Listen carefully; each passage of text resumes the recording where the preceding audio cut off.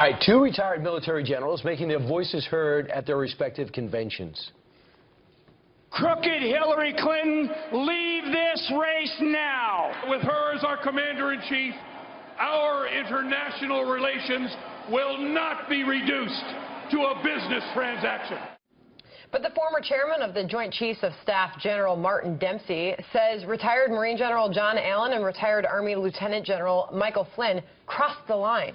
Dempsey writing to the Washington Post, the military is not a political prize. Politicians should take the advice of senior military leaders, but keep them off the stage. General Jack Keane doubled down with us an hour ago on this very show. Here to weigh in with a different perspective. It's always great to see Taya Kyle. She's the widow of American sniper Chris Kyle, best-selling author herself, and a Fox News contributor. Taya, great to see you. What's your reaction to this debate among officers? Generals shouldn't be involved in politics. Are you okay with that? Well, when they're active duty, certainly they're not supposed to be, but these guys are retired. They spent their careers fighting for all of our rights to have freedom of speech, so I think once they're out, they should be the first in line to exercise their right to free speech. Yeah, but when they do that, then they reveal perhaps their political leanings, which, you know, they want to remain apolitical. General Allen actually was on a little while ago talking about how he agonized over whether or not to appear at the convention. Here's what he said yesterday on This Week.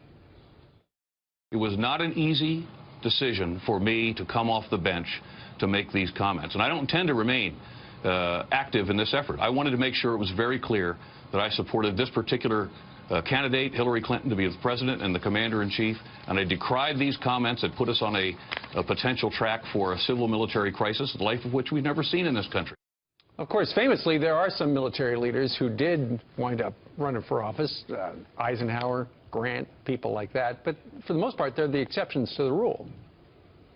Yeah, we've had plenty of presidents who had military service, and we always considered that experience to be very valuable, and we listened to them more. So I don't see any reason why, once you're retired, again, that you don't have the right to speak out. I do think, though, that you have to look at your own conscience and think if you are representing the facts as you know them in a truthful manner, and I think that can be a little bit of an issue here. And I think you also bear some responsibility to be honest, have integrity, because there are other generals who are sitting in on meetings that you don't want the president or somebody else to wonder if they should invite them in on the meeting while they're active duty to see if they'll then criticize them later. So I think you really, as a military leader, have that right.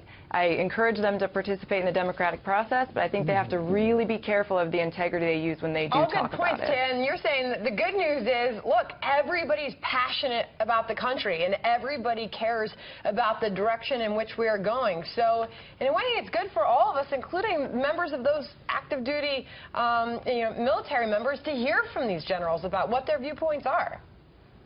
I agree, exactly. I just think the thing that we have to be careful of is they're now attacking each other instead of the policy, and I really wish people would stop attacking people personally and stop overstating the issues. Like a civil military crisis is a bit of an overstatement, but at the same time, I don't think that we can, that's my opinion, and I don't think that we should criticize the individuals as much. And I think a little bit between General Allen and General Flynn, this is a personal battle, and I think we need to leave that out of it and stay attacking the politics. Yeah, so interesting, too. General Flynn, Democrat. General Allen, a registered Republican, and they flip sides on this one. It's getting ugly for a lot of people at that high rank. Taya, thanks so much for joining us. Appreciate it. Always good to hear from you. Thanks for your time. You bet.